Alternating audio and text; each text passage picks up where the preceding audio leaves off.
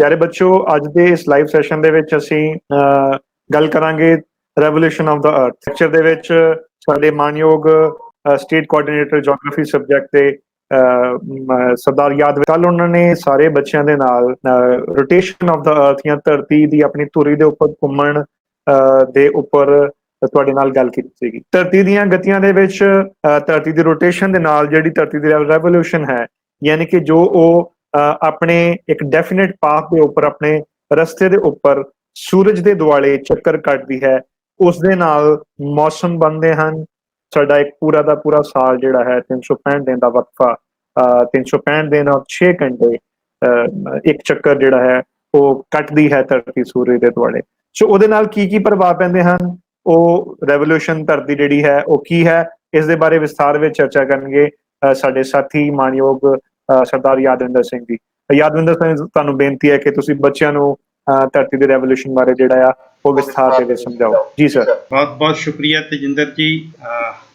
ਸੋ ਪਿਆਰੇ ਵਿਦਿਆਰਥੀਓ, ਕੱਲ ਅਸੀਂ ਜੋ ਰੋਟੇਸ਼ਨ ਬਾਰੇ ਗੱਲ ਕੀਤੀ ਸੀ, ਅੱਜ ਅਸੀਂ ਕਰਨ ਜਾ ਰਹੇ ਹਾਂ ਗੱਲਬਾਤ ਰੈਵੋਲੂਸ਼ਨ ਆਫ ਦਾ ਅਰਥ ਬਾਰੇ। ਸੋ ਅੱਜ ਅਸੀਂ ਗੱਲਬਾਤ ਕਰ ਰਹੇ ਹਾਂ ਰੈਵੋਲੂਸ਼ਨ ਆਫ ਦਾ ਅਰਥ।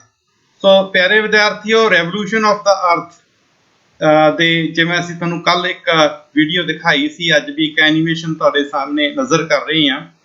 ਸੋ ਇਸ ਦੇ ਵਿੱਚ ਸੈਂਟਰ ਦੇ ਵਿੱਚ ਜੋ ਪੀਲੇ ਰੰਗ ਦੇ ਰੂਪ ਦੇ ਵਿੱਚ ਦਿਖ ਰਿਹਾ ਹੈ, ਸੋ ਉਹ ਸੂਰਜ ਹੈ। ਤੇ ਧਰਤੀ ਹੈ ਜਿਹੜੀ ਸੂਰਜ ਦੀ ਪਰਿਕਰਮਾ ਹੈ, ਜਿਹੜੀ ਆਪਣੇ ਪਥ ਦੇ ਉੱਤੇ, ਆਪਣੇ ਆਰਬਿਟ ਦੇ ਉੱਪਰ ਲਗਾਤਾਰ ਕਰ ਰਹੀ ਹੈ। ਸੋ ਇੱਥੇ ਬੜਾ ਆਸਾਨ ਹੈ ਕਹਿਣਾ ਕਿ ਬੜੀ ਛੇਤੀ ਛੇਤੀ ਇਹ ਕਵਰ ਜਾ ਕਰੀ ਜਾਂਦੀ ਹੈ ਸਰ, ਤੁਸੀਂ ਇਹ ਕਹੋਗੇ, ਬਟ ਨਹੀਂ ਬੇਟਾ। ਸੋ ਇਸ ਨੂੰ ਜਿਹੜਾ ਪੂਰਾ ਕਰਨ ਦੇ ਲਈ, ਸੂਰਜ ਦੇ ਆਲੇ ਦੁਆਲੇ ਇੱਕ ਪਰਿਕਰਮਾ ਪੂਰੀ ਕਰਨ ਦੇ ਲਈ ਪੂਰਾ ਜਿਹੜਾ ਹੈਗਾ 1 ਸਾਲ ਚਲਾ ਜਾਂਦਾ ਹੈ। ਸੋ ਕਿੰਨਾ ਟਾਈਮ, ਕਿੰਨਾ ਉਹ ਲੱਗਦਾ ਹੈ, ਸੋ ਆਪਾਂ ਅੱਗੇ ਗੱਲਬਾਤ ਕਰਦੇ ਹਾਂ।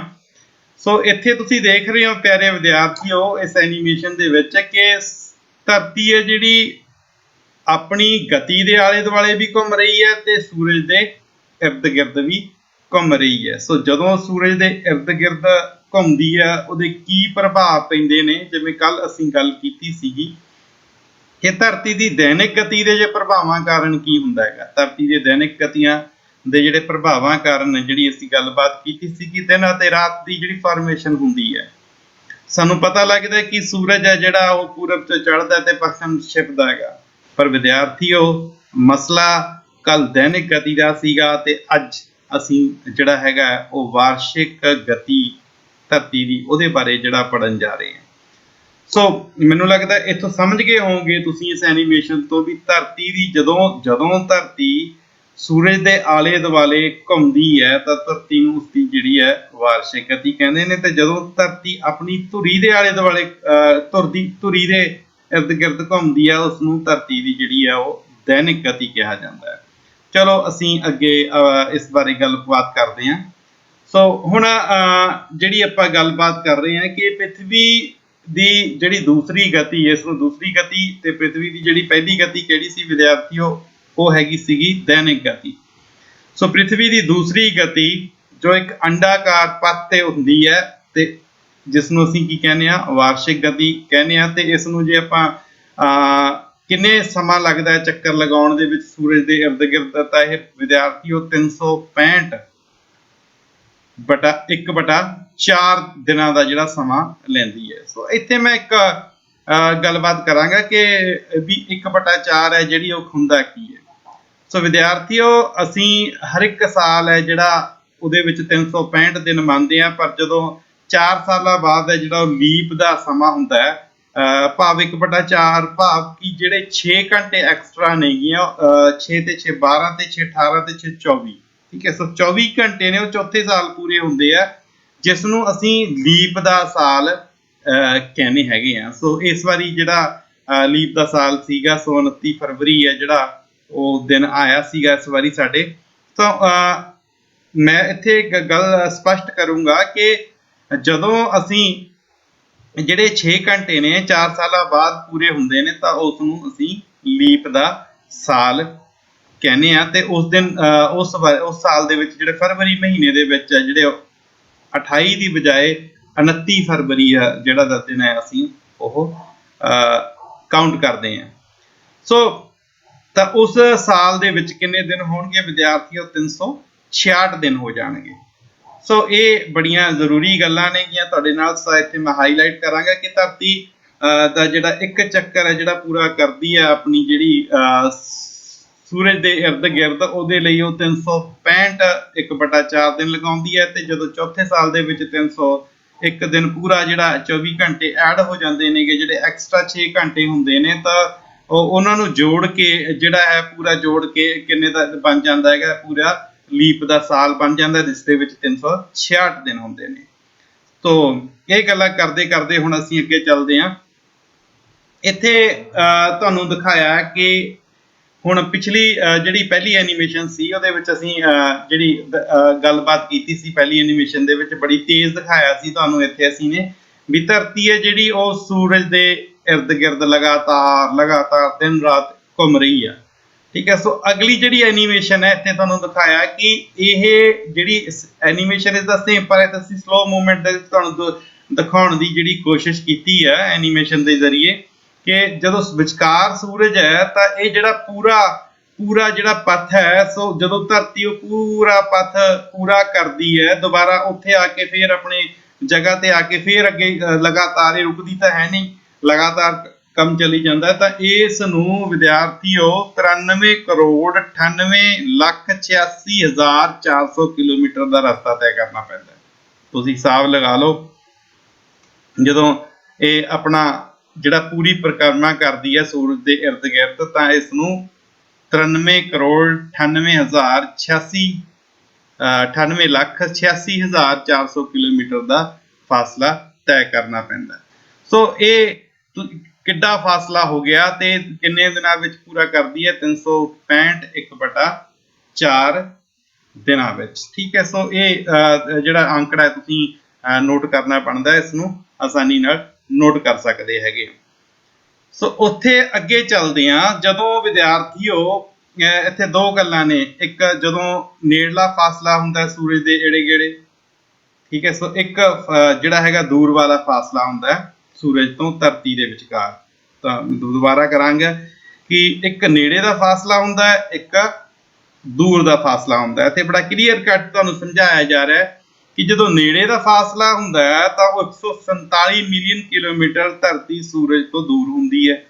ਤੇ ਜਦੋਂ ਅੱਗੇ ਗੱਲ ਕਰਾਂਗੇ, ਜਦੋਂ ਧਰਤੀ ਸੂਰਜ ਤੋਂ ਦੂਰ ਹੁੰਦੀ ਹੈ ਤਾਂ 152 ਮਿਲੀਅਨ ਕਿਲੋਮੀਟਰ ਦਾ ਫਾਸਲਾ ਹੁੰਦਾ ਹੈ। ਠੀਕ ਹੈ। ਸੋ ਇਹਨਾਂ ਦੋਵਾਂ ਸਥਿਤੀਆਂ ਨੂੰ ਕੀ ਕਹਿੰਦੇ ਆ, ਸੋ ਉਹਦੀ ਗੱਲ ਕਰਦੇ ਆ। ਸੋ ਵਿਦਿਆਰਥੀਓ, ਜਦੋਂ ਧਰਤੀ ਆਪਣੇ ਪੰਧ ਤੇ ਜਿਹੜਾ ਅੰਡਾਕਾਰ ਸਥਿਤੀ ਦੇ ਵਿੱਚ ਘੁੰਮਦੇ ਹੋਏ ਸੂਰਜ ਦੇ ਨੇੜੇ ਪਹੁੰਚਦੀ ਹੈ, ਭਾਵ ਜਦੋਂ 147 ਮਿਲੀਅਨ ਕਿਲੋਮੀਟਰ ਦਾ ਜਿਹੜਾ ਡਿਸਟੈਂਸ ਹੁੰਦਾ ਹੈ ਸੂਰਜ ਤੇ ਧਰਤੀ ਵਿਚਕਾਰ, ਤਾਂ ਉਸ ਸਥਿਤੀ ਨੂੰ ਅਸੀਂ ਪੈਰੀਹੀਲੀਅਨ ਕਹਿੰਦੇ ਆ। ਸੋ ਇਹ ਬੜਾ ਇੰਪੋਰਟੈਂਟ ਕੁਐਸਚਨ ਹੈ, ਨੋਟ ਕਰ ਲਿਓ। ਤਾਂ ਉਸ ਸਥਿਤੀ ਨੂੰ ਅਸੀਂ ਪੈਰੀਹੀਲੀਅਨ ਕਹਿੰਦੇ ਆ। ਤਾਂ ਇਹ ਸਥਿਤੀ ਵਿਦਿਆਰਥੀਓ 3 ਜਨਵਰੀ ਵਾਲੇ ਦਿਨ ਹੈ ਜਿਹੜੀ ਉਹ ਹੁੰਦੀ ਹੈ। ਸੋ ਇਹ ਬਾਰ-ਬਾਰ ਐਨੀਮੇਸ਼ਨ 'ਚ ਅਸੀਂ ਦਿਖਾ ਰਹੇ ਹਾਂ, ਤੁਸੀਂ ਇਸ ਨੂੰ ਦੁਬਾਰਾ ਵੀ ਦੇਖ ਸਕਦੇ ਹੋ। ਜਦੋਂ ਸਾਡਾ ਲੈਕਚਰ ਖਤਮ ਹੋ ਜਾਂਦਾ ਹੈ ਤਾਂ YouTube ਤੇ ਇਹ ਜਿਹੜੀ ਵੀਡੀਓ ਅਵੇਲੇਬਲ ਹੋ ਜਾਂਦੀ ਹੈ। ਤਾਂ ਇਸ ਨੂੰ ਤੁਸੀਂ ਧਿਆਨ ਦੇ ਨਾਲ ਵੇਖ ਲਓ ਕਿ ਜਦੋਂ 147 ਮਿਲੀਅਨ ਕਿਲੋਮੀਟਰ ਹੁੰਦਾ ਹੈ ਤਾਂ ਉਦੋਂ ਕੀ ਹੁੰਦਾ ਹੈ?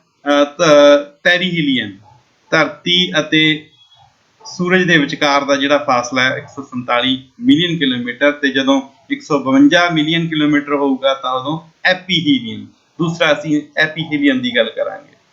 ਸੋ ਅੱਗੇ ਚੱਲਦੇ ਹਾਂ। ਉਸ ਤੋਂ ਬਾਅਦ ਜਦੋਂ ਪ੍ਰਿਥਵੀ ਸੂਰਜ ਦੀ ਪਰਿਕਰਮਾ ਕਰਦੇ ਹੋਏ ਕਾਫੀ ਦੂਰ ਚਲੀ ਜਾਂਦੀ ਹੈ ਤਾਂ ਪ੍ਰਿਥਵੀ ਅਤੇ ਸੂਰਜ ਦੀ ਆਪਸੀ ਦੂਰੀ ਜਦੋਂ ਜ਼ਿਆਦਾ ਹੋ ਜਾਂਦੀ ਹੈ, ਆਪਾਂ ਪਿੱਛੇ ਜਿਹੜੀ ਐਨੀਮੇਸ਼ਨ ਦੇ ਵਿੱਚ ਦੇਖਿਆ ਸੀ ਵੀ 152 ਮਿਲੀਅਨ ਕਿਲੋਮੀਟਰ ਦੀ ਹੋ ਜਾਂਦੀ ਹੈ, ਤਾਂ ਉਸ ਸਥਿਤੀ ਨੂੰ ਵਿਦਿਆਰਥੀਓ ਅਸੀਂ ਐਪੀਹੀਲੀਅਨ ਕਹਾਂਗੇ। ਠੀਕ ਹੈ। ਉਸ ਸਥਿਤੀ ਨੂੰ ਅਸੀਂ ਕੀ ਹੈ?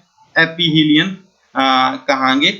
ਤਾਂ ਇਹ ਸਥਿਤੀ ਵਿਦਿਆਰਥੀਓ 4 ਜੁਲਾਈ ਨੂੰ ਆਉਂਦੀ ਹੈ। ਠੀਕ ਹੈ। ਸੋ ਇਹ ਸਥਿਤੀ 4 ਜੁਲਾਈ ਨੂੰ ਹੁੰਦੀ ਹੈ। ਸੋ ਇੱਥੇ ਤੁਸੀਂ ਦੇਖ ਰਹੇ ਹੋ ਵੀ ਇੱਕ ਪਾਸੇ ਪੈਰੀਹੀਲੀਅਨ ਹੈ, ਇੱਕ ਪਾਸੇ ਐਪੀਹੀਲੀਅਨ ਹੈ। ਪੈਰੀਹੀਲੀਅਨ ਕੀ ਹੈ? That is the closest distance between the sun and the earth, and aphelion is what? Aphelion is the farthest distance between the sun and the earth. ਠੀਕ ਹੈ। ਸੋ ਹੁੰਦਾ ਕਦੋਂ ਹੈ? ਜਦੋਂ ਧਰਤੀ ਆਰਬਿਟ 'ਚ ਲਗਾਤਾਰ ਘੁੰਮ ਰਹੀ ਹੁੰਦੀ ਹੈ, ਦੋਨੇ ਸਥਿਤੀਆਂ ਉਦੋਂ ਹੀ ਪੈਦਾ ਹੁੰਦੀਆਂ ਨੇਗੀਆਂ। ਸੋ ਇਹਨਾਂ ਦੇ ਵੀ ਜਿਹੜੇ ਵੱਖਰੋ ਵੱਖਰੇ ਜਿਹੜੇ ਇਫੈਕਟ ਹੈ ਪੈਂਦੇ ਨੇ ਜਦੋਂ ਪੈਰੀਹੀਲੀਅਨ ਹੁੰਦਾ, ਠੀਕ ਹੈ, ਉਦੋਂ ਕਿਹੜਾ ਇਫੈਕਟ ਪੈਂਦਾ ਹੈ, ਪੀਹੀਲੀਅਨ ਹੁੰਦਾ, ਉਹ ਕਿਸੇ ਫੇਰ ਲੈਕਚਰ 'ਚ ਗੱਲ ਕਰਾਂਗੇ। ਅੱਜ ਸਿਰਫ ਅਸੀਂ ਇੰਟਰੋਡਕਸ਼ਨ ਦੇ ਰਹੇ ਹਾਂ ਤੁਹਾਨੂੰ ਧਰਤੀ ਦੀ ਜਿਹੜੀ ਹੈ ਉਹ ਵਾਰਸ਼ਿਕ ਗਤੀ ਬਾਰੇ। ਸੋ ਉਸ ਤੋਂ ਅੱਗੇ ਅਸੀਂ ਗੱਲ ਕਰੀਏ ਵਿਦਿਆਰਥੀਓ, ਤਾਂ ਇੱਥੇ ਪ੍ਰਿਥਵੀ ਦੇ ਵਾਰਸ਼ਿਕ ਜਿਹੜੇ ਮੋਟੇ ਪ੍ਰਭਾਵਾਂ ਦੀ ਹੈ ਜਿਹੜੀ ਅਸੀਂ ਗੱਲ ਕਰਾਂਗੇ, ਤੇ ਪ੍ਰਿਥਵੀ ਦੀ ਜਿਹੜੀ ਵਾਰਸ਼ਿਕ ਗਤੀ ਦੇ ਪ੍ਰਭਾਵ ਪੈਂਦੇ ਨੇ। ਇੱਥੇ ਬੜਾ ਕਲੀਅਰ ਕੱਟ ਤੁਹਾਨੂੰ ਜਿਹੜੀ ਡਾਇਗਰਾਮ ਹੈ ਉਹ ਤੁਹਾਡੇ ਨਜ਼ਰ ਕੀਤੀ ਹੈ।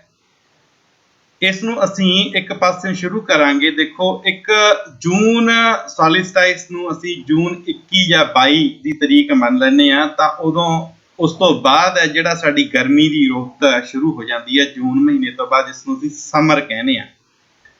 ਸਮਰ ਤੋਂ ਬਾਅਦ ਘੁੰਮਦੇ ਘਮਾਉਂਦੇ ਜਦੋਂ ਧਰਤੀ ਹੈ ਉਹ ਬਿਲਕੁਲ ਜਿਹੜਾ ਹੈਗਾ ਨੀਚੇ ਤੁਸੀਂ ਦੇਖ ਰਹੇ ਹੋ ਇੱਥੇ ਸੈਪਟੈਂਬਰ 22 ਜਾਂ 23 ਦੀ ਗੱਲ ਕਰਦੇ ਹਾਂ, ਜਿਸ ਨੂੰ ਅਸੀਂ ਸੈਪਟੈਂਬਰ ਇਕਨੋਕਸ ਕਹਿੰਦੇ ਹਾਂ। ਤਾਂ ਉਦੋਂ ਜਿਹੜਾ ਹੈਗਾ ਆਟਮਨ ਦਾ ਜਿਹੜਾ ਸੀਜ਼ਨ ਹੈ ਉਹ ਸ਼ੁਰੂ ਹੋ ਜਾਂਦਾ ਹੈ, ਠੀਕ ਹੈ। ਸੋ ਇਸੇ ਤਰ੍ਹਾਂ ਹੀ ਜਦੋਂ ਅੱਗੇ ਨੂੰ ਵੱਧਦੀ ਹੈ ਅੱਗੇ ਨੂੰ ਵੱਧਦੀ ਹੈ ਤਾਂ ਅਗਲੀ ਜਿਹੜੀ ਹੈਗੀ ਸੈਪਟੈਂਬਰ, ਅਕਤੂਬਰ, ਨਵੰਬਰ, ਦਸੰਬਰ 21 ਦਸੰਬਰ ਨੂੰ 21 ਜਾਂ 22 ਦਸੰਬਰ ਨੂੰ ਜਦੋਂ ਧਰਤੀ ਦਸੰਬਰ ਸੋਲਿਸਟਾਈਸ ਸ਼ੁਰੂ ਕਰਦੀ ਹੈ ਤਾਂ ਉਦੋਂ ਠੰਡ ਪੈਣੀ ਸ਼ੁਰੂ ਹੋ ਜਾਂਦੀ ਹੈ ਅੱਗੇ, ਜਦੋਂ ਇਹ ਅੱਗੇ ਉੱਪਰ ਨੂੰ ਚੱਲਦੀ ਹੈ। ਤਾਂ ਇੱਥੇ ਤੁਸੀਂ ਦੇਖ ਰਹੇ ਹੋ ਕਿ ਜਦੋਂ ਵਿੰਟਰ ਸ਼ੁਰੂ ਹੁੰਦਾ ਹੈਗਾ ਤਾਂ ਵਿੰਟਰ ਵੇਲੇ ਜਿਹੜਾ ਧਰਤੀ ਦਾ ਤੁਹਾਨੂੰ ਇੱਥੇ ਰੈੱਡ ਸਰਕਲ ਕਰਕੇ ਦਿਖਾਇਆ ਗਿਆ ਆਰਟਿਕ ਸਰਕਲ, ਆਰਟਿਕ ਨਾਰਥ ਪੋਲ ਹੈ ਜਿਹੜਾ ਉਸ ਦੇ ਵਿੱਚ ਆਰਟਿਕ ਹੋ ਗਿਆ, ਤੇ ਜਿਹੜਾ ਸਾਊਥ ਪੋਲ ਹੈ ਉੱਥੇ ਐਂਟਾਰਟਿਕ ਸਰਕਲ ਹੁੰਦਾ ਹੈ, ਠੀਕ ਹੈ। ਸੋ ਜਿਹੜਾ ਸਾਊਥ ਸਦਰਨ ਹੈਮੀਸਫੀਅਰ ਹੈ ਉੱਥੇ ਐਂਟਾਰਟਿਕ ਸਰਕਲ ਹੋ ਗਿਆ, ਤੇ ਨਾਰਦਰਨ ਹੈਮੀਸਫੀਅਰ ਦੇ ਵਿੱਚ ਆਰਟਿਕ ਸਰਕਲ ਹੋ ਗਿਆ। ਸੋ ਪਿੱਛੇ ਮੈਂ ਥੋੜਾ ਜਿਹਾ ਤੁਹਾਨੂੰ north pole is the point and south pole is also a point. ਤਾਂ ਇੱਥੇ ਤੁਸੀਂ ਦੇਖ ਰਹੇ ਹੋ ਕਿ ਜਦੋਂ ਵਿੰਟਰ ਹੁੰਦਾ ਤਾਂ ਪੂਰਾ ਨਾਰਦਰਨ ਹੈਮੀਸਫੀਅਰ ਹੈ, ਜਦੋਂ ਦਸੰਬਰ ਦੇ ਦਿਨ ਹੁੰਦੇ ਨੇ ਤਾਂ ਨਾਰਦਰਨ ਹੈਮੀਸਫੀਅਰ ਦੇ ਵਿੱਚ ਪੂਰੀ ਠੰਡ ਹੁੰਦੀ ਹੈ। ਇਸੇ ਦੇ ਉਲਟ ਹੈ ਜਦੋਂ ਜਿਹੜਾ ਦੂਸਰੇ ਉਲਟ ਜਾਈਏ, ਜਦੋਂ ਦੱਖਣੀ ਗੋਲਾਰਧ ਵਿੱਚ ਠੰਡ ਹੁੰਦੀ ਹੈ ਤਾਂ ਉਹ ਸੈਪਟੈਂਬਰ ਤੁਸੀਂ ਦੇਖ ਲਓ ਵੀ ਬਿਲਕੁਲ ਉਸਦੇ ਉਲਟ ਹੈ ਜਿਹੜਾ ਉਹ ਚਲਾ ਜਾਂਦਾ ਹੈਗਾ। ਸੋ ਉਸ ਤੋਂ ਬਾਅਦ ਜਦੋਂ ਅਸੀਂ ਅੱਗੇ ਨੂੰ ਵੱਧਦੇ ਹਾਂ, ਜਿਸ ਨੂੰ ਅਸੀਂ ਮਾਰਚ ਇਕਨੋਕਸ ਕਹਿੰਦੇ ਹਾਂ, ਦੈਟ ਇਜ਼ ਮਾਰਚ 20 ਐਂਡ 21, ਤਾਂ ਉਸ ਤੋਂ ਬਾਅਦ ਹੈ ਜਿਹੜਾ ਦੁਬਾਰੇ ਸਪਰਿੰਗ ਸੀਜ਼ਨ ਹੈ ਜਿਹੜਾ ਉਹ ਸ਼ੁਰੂ ਹੋ ਜਾਂਦਾ ਹੈ। ਤਾਂ ਇਸੇ ਤਰ੍ਹਾਂ ਹੀ ਧਰਤੀ ਹੈ ਜਿਹੜੀ ਆਪਾਂ ਕਹਿ ਸਕਦੇ ਹਾਂ ਵੱਖਰੋ ਵੱਖਰੇ ਜਿਹੜੇ ਸੀਜ਼ਨਸ ਨੂੰ ਹੈ ਜਿਹੜੀਆਂ ਉਹ ਧਰਤੀ ਦੀ ਜਿਹੜੀ ਵਾਰਸ਼ਿਕ ਗਤੀ ਹੈ ਉਹ ਜਨਮ ਦਿੰਦੀ ਹੈ। ਸੋ ਜੇ ਧਰਤੀ ਦੀ ਵਾਰਸ਼ਿਕ ਗਤੀ ਨਾ ਹੁੰਦੀ ਤਾਂ ਵੱਖਰੋ ਵੱਖਰੇ ਸੀਜ਼ਨਸ ਨਾ ਹੁੰਦੇ, ਵੱਖਰੋ ਵੱਖਰੀਆਂ ਫਸਲਾਂ ਨਾ ਹੁੰਦੀਆਂ, ਵੱਖਰੋ ਵੱਖਰੀਆਂ ਰੁੱਤਾਂ ਨਾ ਹੁੰਦੀਆਂ, ਪੰਛੀ ਜਿਹੜਾ ਮਤਲਬ ਕਿ ਡਿਪੈਂਡ ਕਰਦਾ ਹੈ ਟੋਟਲੀ ਸੀਜ਼ਨਸ ਤੇ। ਸੋ ਵੈਨਐਵਰ ਦਾ ਸੀਜ਼ਨ ਸਟਾਰਟਸ ਸਮਥਿੰਗ ਹੈਪਨਸ। ਜਦੋਂ ਠੰਡ, ਹੁਣ ਅਸੀਂ ਗਰਮੀ ਕਰਦੇ ਪਏ ਹਾਂ, ਬਟ ਜਿਵੇਂ ਜਿਵੇਂ ਅਰਥ ਹੈ ਜਿਹੜੀ ਉਹ ਅੱਗੇ ਨੂੰ ਮੂਵ ਕਰ ਰਹੀ ਹੈ, ਪਰਿਕਰਮਾ ਕਰ ਰਹੀ ਹੈ ਸੂਰਜ ਦੇ ਇਰਦ ਗਿਰਦ, ਤਾਂ ਜਦੋਂ ਸੈਪਟੈਂਬਰ ਚੜ ਗਿਆ ਤਾਂ ਥੋੜਾ ਜਿਹਾ ਸਾਨੂੰ ਜਿਹੜੀ ਹੈਗੀ ਆ ਉਹ ਰਾਹਤ ਮਿਲੂਗੀ ਗਰਮੀ ਤੋਂ। ਬਟ ਵੈਨ ਦਾ ਵੀ ਆਪਾਂ ਕਹਿ ਸਕੀਏ ਜਦੋਂ ਚਿਲਡ ਦਸੰਬਰ ਆ ਗਿਆ ਤਾਂ ਸਾਨੂੰ ਹੋ ਜਾਂਦਾ ਵੀ ਹਾਏ ਹੁਣ ਕਦੋਂ ਜਿਹੜਾ ਹੈਗਾ ਉਹ ਗਰਮੀ ਦੇ ਦਿਨ ਜਦੋਂ ਕਦੋਂ ਸ਼ੁਰੂ ਹੋਣਗੇ। ਸੋ ਇਹ ਸਿਲਸਿਲਾ ਵਿਦਿਆਰਥੀਓ ਇਸ ਤਰ੍ਹਾਂ ਹੀ ਚੱਲਦਾ ਰਹਿੰਦਾ ਹੈਗਾ। ਸੋ ਧਰਤੀ ਦੀ ਦੈਨਿਕ ਗਤੀ ਕਿੰਨੀ ਇੰਪੋਰਟੈਂਟ ਹੈ ਤੇ ਧਰਤੀ ਦੀ ਜਿਹੜੀ ਵਾਰਸ਼ਿਕ ਗਤੀ ਕਿੰਨੀ ਇੰਪੋਰਟੈਂਟ ਹੈ, ਇਹ ਤੁਸੀਂ ਚੰਗੀ ਤਰ੍ਹਾਂ ਸਮਝ ਸਕਦੇ ਹੋ। ਚਲੋ ਹੁਣ ਥੋੜਾ ਜਿਹਾ ਡਿਟੇਲ ਦੇ ਵਿੱਚ ਅੱਗੇ ਗੱਲ ਕਰਦੇ ਹਾਂ। ਜਦੋਂ ਇੱਥੇ ਲਿਖਿਆ ਕਿ ਜਦੋਂ ਧੁਰੀ ਦੇ ਉੱਤੇ ਝੁਕਾਅ ਹੁੰਦਾ ਹੈ, ਧਰਤੀ ਦੀ ਧੁਰੀ ਉੱਤੇ ਝੁਕਾਅ ਹੁੰਦਾ ਹੈ, ਤਾਂ ਆਪਾਂ ਗੱਲ ਕੀਤੀ ਸੀਗੀ ਵੀ ਜਦੀ 23.5 ਡਿਗਰੀ ਤੇ ਜਿਹੜੇ ਇਹ ਜਿਹੜਾ ਹੈਗਾ ਆਪਣੀ ਧੁਰੀ ਤੇ ਜਿਹੜੇ 66.5 ਦੇ ਕੋਣ ਉੱਤੇ ਝੁਕੀ ਹੋਈ ਹੈ, ਪਰ ਜਿਹੜਾ ਸਮਕੋਣੀ ਧੁਰ ਹੈ ਉਹ 23.5 ਡਿਗਰੀ ਦਾ ਕੋਣ ਬਣਾਉਂਦਾ।